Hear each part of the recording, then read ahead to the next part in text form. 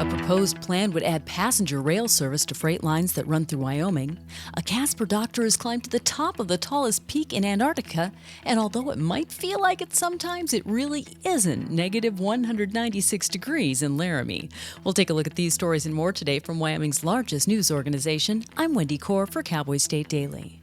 Population density has long been used to give rural, so-called flyover states the shaft when it comes to a wide variety of infrastructure and services, including options for passenger rail.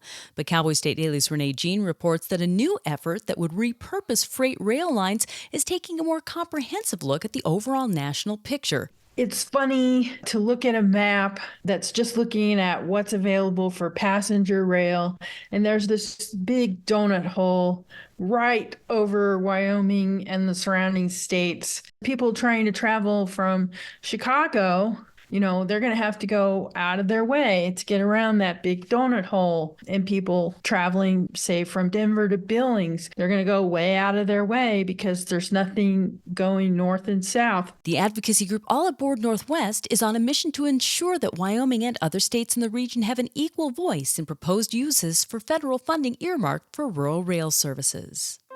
Casper mountaineer Dr. Joe McGinley got to the top of Antarctica's tallest peak Monday, marking off his sixth of the tallest peaks on each of the 7 continents on the planet. Cowboy State Daily's Dale Killingbeck has been following the Wyoming sports medicine doctor's expedition to the top of Mount Vinson. Dr. Joe McGinley has conquered a 6th peak in Antarctica. That was 16,050 feet. I just saw on the map that their team has headed back down the mountain. So he has been successful in getting number 6, and he's told us in the past that he hasn't forgot about Mount Everest. So we'll be talking to him when he gets back about his plans for that.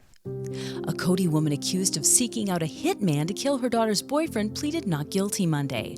Cowboy State Daily's Claire McFarland reports that Wendy Coe's public defender and the assistant district attorney each tried to make their cases in front of District Court Judge William Simpson for and against a surety bond for the 54-year-old who's accused of trying to get an undercover police agent to kill her daughter's boyfriend. Judge Simpson wanted more information because the prosecutor, Larry Eitley, referenced there being outstanding warrants in other places and charges of fraud and assault. And the defender, on the other hand, said she's having health issues that she needs to be out of jail to deal with. So Judge Simpson ultimately said, you guys come back to me with more information on these claims, and then we'll talk about bond. I'll be back with more news right after this. At Hilltop Bank, we understand that buying a home is a big decision. That's why we're here to be your trusted partner on the path to home ownership. Our experienced mortgage team will guide you every step of the way, from pre-approval to closing. We offer competitive rates and a wide variety of home loan options to best suit your needs. With our local knowledge and personalized service, you'll feel confident and comfortable throughout the entire home buying process.